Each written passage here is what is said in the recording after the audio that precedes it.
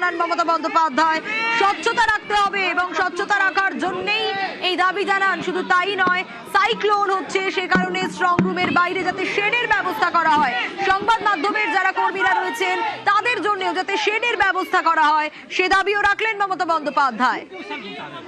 প্রায় 4 ঘন্টা তিনি স্ট্রং রুমের ভিতর ছিলেন শাখাওয়াত মেমোরিয়ালে, কারণ ভবানীপুর বিধানসভা কেন্দ্রের ইভিএম গুলো এই স্ট্রং রুমেই রয়েছে, এই শাখাওয়াত মেমোরিয়ালের ভেতর।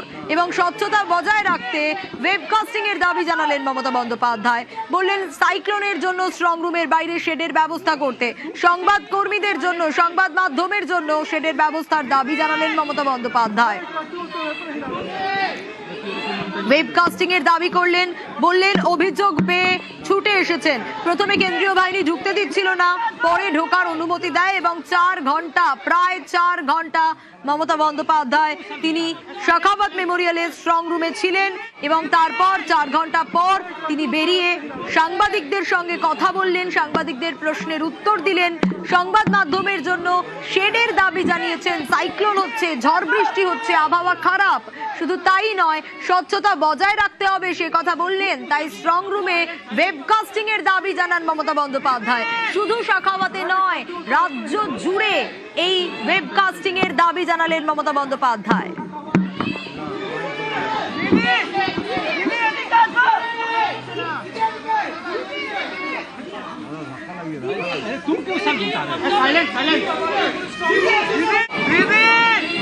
আমাদের দেখতে হবে মানুষ যে ভোটটা দিয়েছে সেই ভোটটা যাতে রক্ষা করা যাবে। আমাদের কাছে 6-7টা কমপ্লেন এসছে বলেই তো ছুটে এসছে। ইভিএম কারচুপির কোনো আশঙ্কা করছেন? হ্যাঁ, সেই জন্যই তো, কারণ ওখানে একমাত্র ওয়ান সাইডেড ফোর্স আছে। রাজ্য পুলিশ নিজেরা যদি নিজেদের দায়িত্ব পালন না করে, এখন তো আমার হাতে নেই, ইলেকশন কমিশনের হাতে, তারা যদি নিজেদের দায়িত্ব তারা পালন করতে না পারে, এটা তো তাদের দোষ, তাদের ব্যর্থতা। অভিযোগ পেয়ে ছুটে এসেছেন মমতা বন্দ্যোপাধ্যায়, সে কথাই জানালেন নিজে। স্ট্রং রুমে ওয়েবকাস্টিং এর দাবি জানালেন মমতা বন্দ্যোপাধ্যায়। প্রায় 4 ঘন্টা পর বেরোলেন। রনক রয়েছে আমার সঙ্গে। রনক, ঠিক যে আশঙ্কা তিনি করছিলেন সে আশঙ্কার কথা ভিডিও বার্তায় জানিয়েছিলেন, তারপর নিজেই যাবেন বলেছিলেন প্রয়োজনে, সেটাই তিনি করলেন। 4 ঘন্টা পর বেরিয়ে সাংবাদিকদের প্রশ্নের উত্তরও দিলেন মমতা বন্দ্যোপাধ্যায়।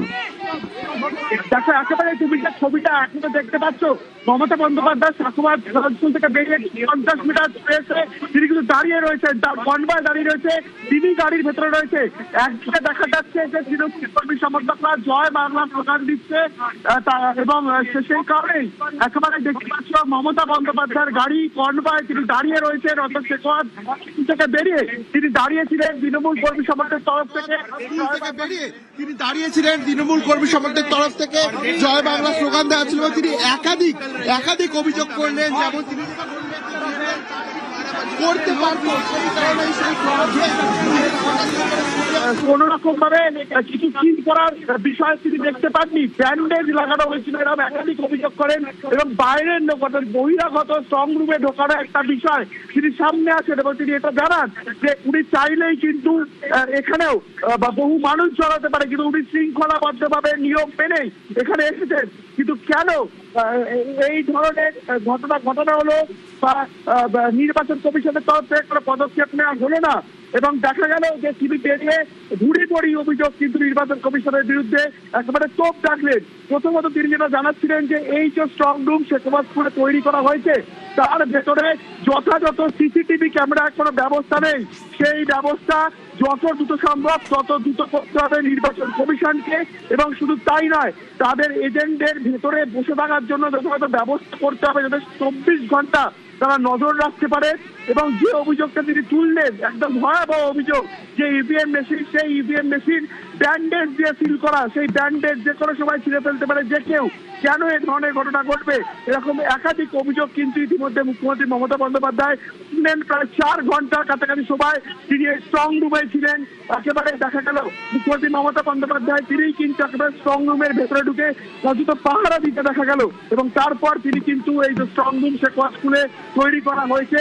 এই স্ট্রং রুম ছেড়ে বেরিয়ে গেলে তুমি এখন এটা দেখতে পাচ্ছ যারা তৃণমূল কর্মী সমর্থক তারা কিন্তু জয় বাংলা স্লোগান দিচ্ছে। অর্থাৎ কিছুক্ষণ আগেই যে কোনো অপ্রীতিকর পরিস্থিতি তৈরি হয়েছিল সে বিষয়ে কিন্তু প্রচুর পুলিশ বাহিনী, কলকাতা পুলিশের ডিসি মর্যাদা পুলিশ বাহিনী এখানে মোতায়েন করা যাতে কোনো রকমের অপ্রীতিকর পরিস্থিতি না হয়। কিন্তু অন্যদিকে মুখ্যমন্ত্রী মমতা বন্দ্যোপাধ্যায় একাধিক অভিযোগ করলেন। সবথেকে বড় যে অভিযোগ, যে ইভিএম মেশিন ব্যান্ডেজ দিয়ে সিল করা আছে, সেই ব্যান্ডেজ যখন তখন ছিঁড়ে যেতে পারে। নির্বাচন কমিশন কেন এই ধরনের বিষয় কোন রকম বিষয় ভূমিকা নিচ্ছে না এবং যথাযথ ব্যবস্থা করা এজেন্টদের ভেতরে থাকার জন্য এবং পর্যাপ্ত সিসিটিভি লাগানোর কথা কিন্তু মুখ্যমন্ত্রী মমতা বন্দ্যোপাধ্যায় বললেন। একেবারেই রনক, এবং এই মুহূর্তে যে ছবি আমরা দেখলাম, তুমি বলছিলে কনভয় দাঁড়িয়ে ছিল মমতা বন্দ্যোপাধ্যায়, তারপর তিনি বেরিয়ে গেলেন। দেখো একেবারে যারা তৃণমূল কর্মী সমর্থকরা এই এতক্ষণ ধরে এই শাখাবাদ স্কুলের বাইরে দাঁড়িয়েছিলেন তাদের উদ্দেশ্যে কিছু বার্তা দিলেন মুখ্যমন্ত্রী মমতা বন্দ্যোপাধ্যায়। সেই কারণেই একেবারে স্ট্রং রুম ছেড়ে তিনি বেরিয়ে এসেও তার কনভয় দেখা গেল দীর্ঘ 8 মিনিট মতো মমতা বন্দ্যোপাধ্যায় তার গাড়িতেই বসেছিলেন, সেখানে দাঁড়িয়েছিলেন, তাদের উদ্দেশ্যে কিছু বার্তা দিলেন। অর্থাৎ যেটা মুখ্যমন্ত্রী মমতা বন্দ্যোপাধ্যায় বলছিলেন যে একেবারে তিনি এতক্ষণ ধরে এখানে ছিলেন এবং একাধিক অভিযোগ রয়েছে, যেমনটা তিনি জানাচ্ছেন যে ইভিএম মেশিন ব্যান্ডেজ দিয়ে সিল করা রয়েছে, সেই ইভিএম মেশিনের ব্যান্ডেজ যে কোনো সময় ছিঁড়ে যেতে পারে, এই একাধিক কিন্তু অভিযোগ তিনি জানালেন এবং কাউন্টিং বুথ করার চেষ্টা হচ্ছে এই ধরনের কথাও কিন্তু তিনি জানালেন। একেবারেই রনক, একেবারেই অভিযোগ পেয়ে ছুটে এসেছেন জানালেন মমতা বন্দ্যোপাধ্যায়। নিউজ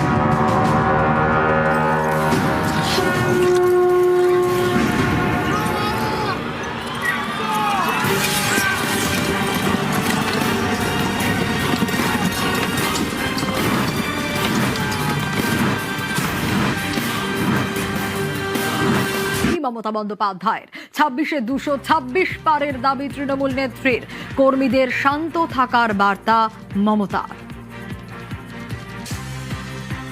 আমরা 230ও পেয়ে যেতে পারি, 226 ক্রস করবো 2026-এ। মানুষ যে বিপুলভাবে ভোট দিয়েছে, আমার তাদের প্রতি পুরো ভরসা, বিশ্বাস, আস্থা আছে। আমাদের মামাটি মানুষের সরকারই আমরা গঠন করছি এবং করব। নিশ্চিন্তে থাকুন, নিশ্চিন্তে শান্তভাবে সংযতভাবে থাকুন। ওরা হামলা করলেও আপনারা এক্ষুনি হামলাতে যাবেন না। আমি জানি কালো বেহারাতে অনেক মারধর করেছে, রাতের বেলায় অনেক জায়গায় অত্যাচার করেছে। ভাঙড়ে আমার কর্মীদের যেভাবে পেটানো হয়েছে, রক্তাক্ত করা হয়েছে, এর জবাব ওদের দিতেই হবে আগামী দিন। এর জন্য আমরা ব্যবস্থা করব, আপনাদের আইন হাতে তুলে নেওয়ার দরকার নেই।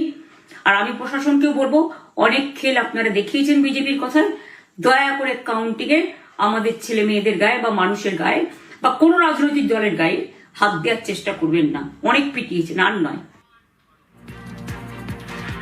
ভোটে এজেন্সি ব্যবহারের তোপ মমতা বন্দ্যোপাধ্যায়ের নিশানায় প্রধানমন্ত্রী, স্বরাষ্ট্রমন্ত্রী, কেন্দ্রীয় বাহিনী, রাজ্য পুলিশ অপব্যবহারের অভিযোগ। বিজেপি কমিশনের চেষ্টা ব্যর্থ হবে দাবি মমতার। বিজেপির নিজস্ব এজেন্ট নেই কোনো বুথে, সেই জন্য বিজেপি কি করেছে, সেন্ট্রাল ফোর্সকে কাজে লাগিয়ে ওরা ওদের এজেন্ট হিসেবে কাজ করেছে এবং অমিত শাহ ডাইরেক্ট ইন্টারফেয়ারেন্সে। এটা করা যায় না। এবং প্রধানমন্ত্রী কালকে 4:30টার সময় ভোট চলাকালীন বললেন কি করে, টোটাল বাংলাটা ওনার, উনি বাংলাকে চেনেন, বাংলার মাটি চেনেন। টোটাল সমস্ত machinery government of India, prime minister, home minister থেকে শুরু করে পুরো গভর্নমেন্ট অফ ইন্ডিয়া এবং 19টা রাজ্যের বিজেপি নেতাদের এবং অর্থ ভান্ডার, শক্তির ভান্ডার, বন্দুকের ভান্ডার নিয়ে যারা বাংলার মানুষকে জব্দ করতে চেয়েছিলেন, জব্দ তারা কিন্তু ভোট বাক্সে হয়ে গেছে। বিজেপি যতই ভাবুন, ভেবেই বসে থাকুন আর যতই অপপ্রচার করুন, মনে রাখবেন জবাব পাবেন 4 তারিখে সন্ধ্যের মধ্যে। অপেক্ষা করুন। বাহিনীর অতি সক্রিয়তার নিন্দা, বাহিনীর বিরুদ্ধে অত্যাচারের অভিযোগ, মহিলা শিশুদের অত্যাচারের অভিযোগ, কমিশনের অফিসারদের নিশানা মমতা বন্দ্যোপাধ্যায়। সেন্ট্রাল ফোর্স যে ব্যবহার কাল করেছে এবং তাতে যে নতুন পুলিশগুলো অ্যাপয়েন্টমেন্ট হয়েছিল, যারা আমার হাতে ছিল না, তারা ভীষণ মেয়েদের মেরেছে, বাচ্চাদের মেরেছে। যে ভদ্রলোক উদয়নারায়ণপুরে ভোট দিতে গিয়ে মারা গিয়েছে। আমি তার শোকাহত পরিবারকে সমবেদনা জানাবার ভাষা আমার নেই, কিন্তু পরিবারটার পাশে আমরা থাকবো। এবং যে তৃণমূল কংগ্রেস কর্মীরা এমনকি সাংবাদিকদেরও মেরেছে, আমি যেখানে ছিলাম ভবানীপুরে চক্রবেড়িয়ায়, আমি বাচ্চাদেরও মেরেছে, মহিলাদেরও মেরেছে, একতরফা মেরেছে। যাদের তৃণমূল কংগ্রেসরা জীবন দিয়ে লড়াই করেছেন, মার খেয়েছে, তবুও তারা এলাকা ছেড়ে যাননি। অনেককে ইচ্ছে করে অ্যারেস্টও করা হয়েছে যাতে তারা এজেন্ট হিসেবে কাজ করতে না পারে। বিশেষ করে ভাটপাড়া, জগদ্দল, নোয়াপাড়া, এরকম অনেকগুলো জায়গা আছে। এমনকি আমাদের এখানেও ভবানীপুরে সারা রাত ধরে রেড হয়েছে। আমি সারা রাত 2 দিন ধরে দু রাত ঘুমাইনি।